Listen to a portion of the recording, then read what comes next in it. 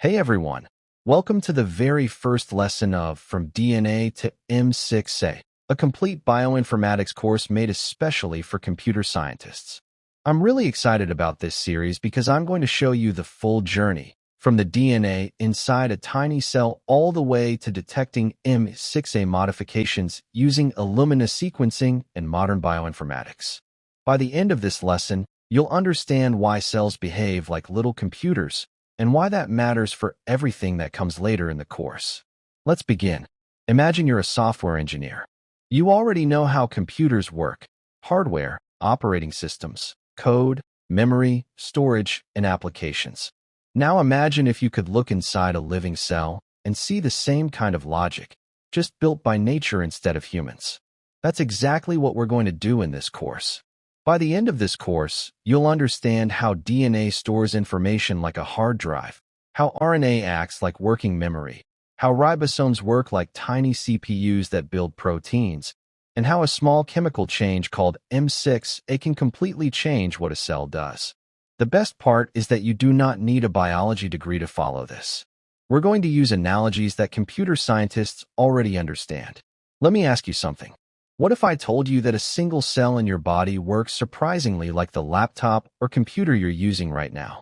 Think about a computer. A computer has hardware. It has storage. It has memory. It has a CPU.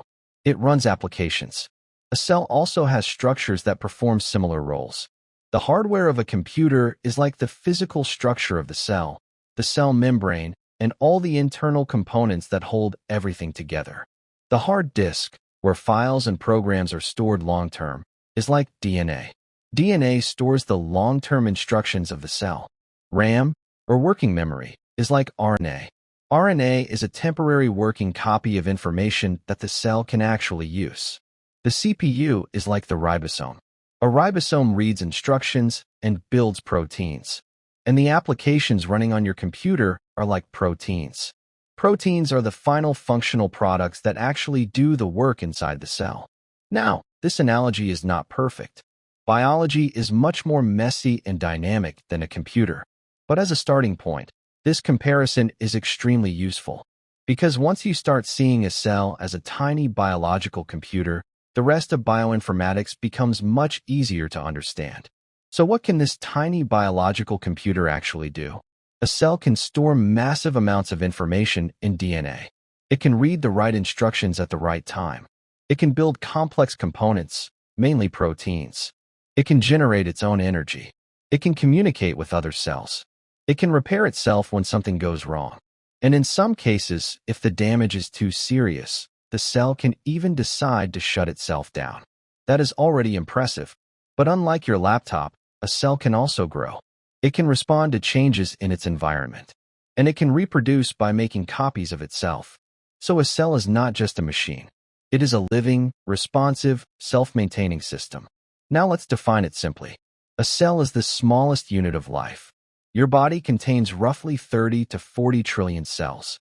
That includes brain cells, skin cells, liver cells, muscle cells, blood cells, and many more. Each of these cells has a different job. A brain cell helps transmit signals. A muscle cell helps movement. A liver cell helps process chemicals and nutrients. A skin cell protects the body. But here is the mind-blowing part. Almost every single one of these cells contains essentially the same DNA. So that creates an important question. If a brain cell and a liver cell have the same DNA, why do they behave so differently? Why does one cell act like a neuron and another act like a liver cell? To understand that, imagine a company. Every employee in the company receives the exact same large instruction manual. The chef has the manual. The accountant has the manual. The software engineer has the manual. But they do not all read the same chapters. The chef reads the chapters about cooking and recipes. The accountant reads the finance and tax sections. The software engineer reads the programming and debugging sections. They all have access to the same manual, but each person uses only the parts that are relevant to their job. Cells work in a very similar way.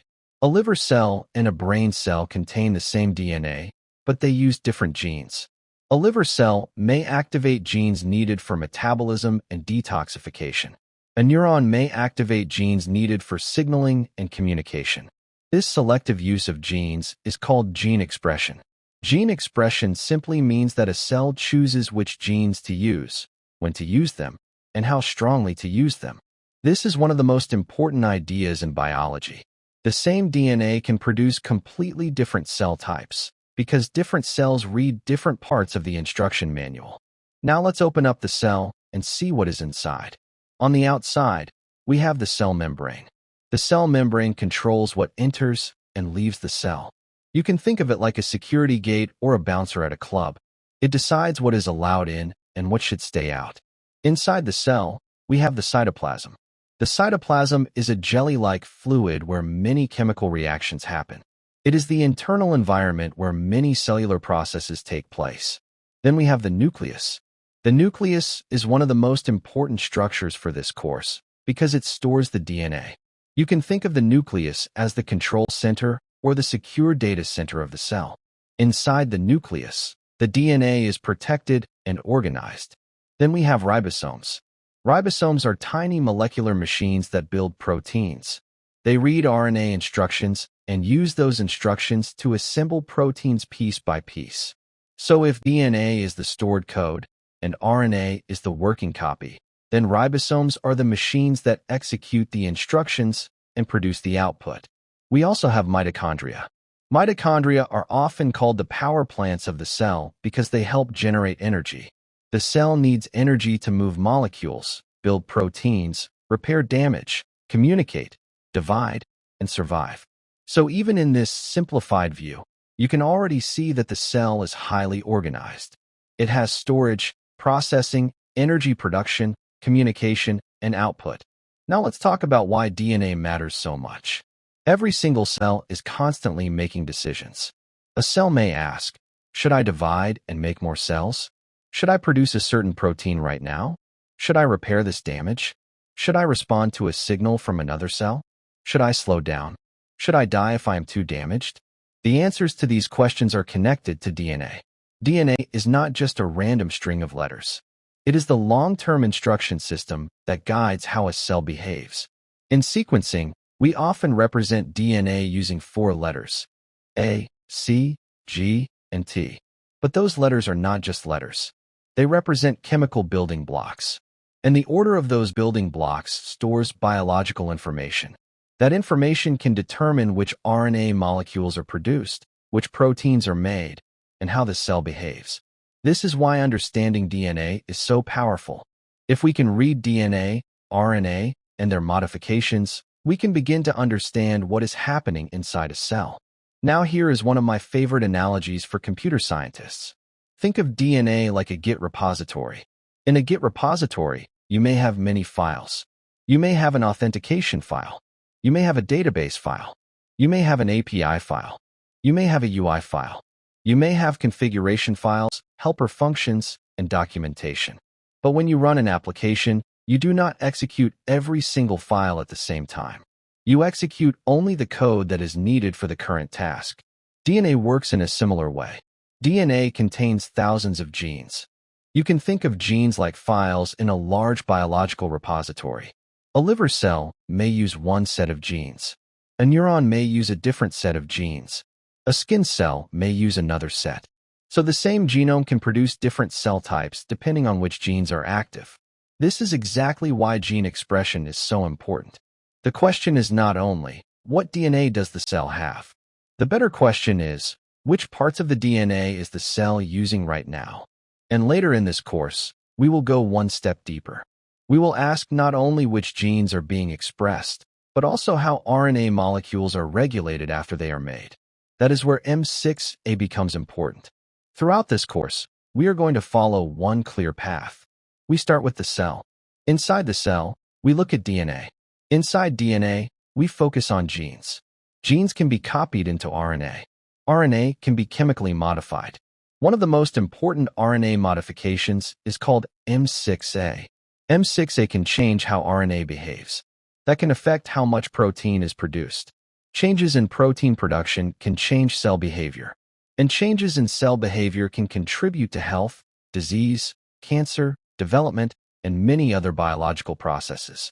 So the full path is cell, DNA, gene, RNA, m6A modification, protein production changes, cell behavior changes, and finally disease or healthy function. By the end of this course, every step in this chain will make sense. You will understand the biology, the sequencing logic, and the bioinformatics workflow used to analyze the data. Let's quickly recap what we learned today. A cell is the basic unit of life. You can think of it as a tiny biological computer. DNA stores the complete set of instructions, similar to a hard disk or a Git repository.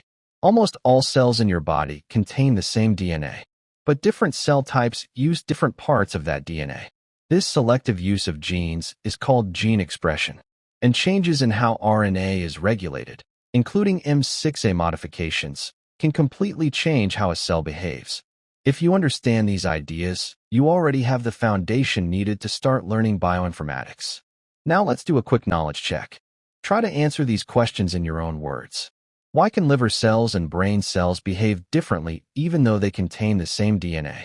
In our computer analogy, what part of the computer is DNA most similar to? Which structure inside the cell stores DNA? Which cellular machine builds proteins?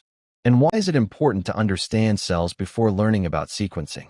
You can pause the video here and think about your answers. The goal is not to memorize perfect textbook definitions. The goal is to explain the concept clearly in your own words. In the next lesson, we are going to zoom all the way into DNA itself. We will look at the chemical structure of DNA. We will understand nucleotides. We will learn how base pairing works, A with T and C with G. We will see how DNA is packaged into chromosomes. And we will understand why sequencing machines read DNA as A, C, G, and T. This foundation is extremely important before we move into Illumina sequencing and m6A detection. Thank you so much for watching Lesson 1. If this helped you, please like the video, subscribe, and follow the rest of the series. I would also love to know in the comments which analogy helped you more, the Git repository analogy or the employee instruction manual analogy. In Lesson 2, we will go deeper into DNA structure and understand the actual alphabet of life. See you in the next lesson. Hey everyone!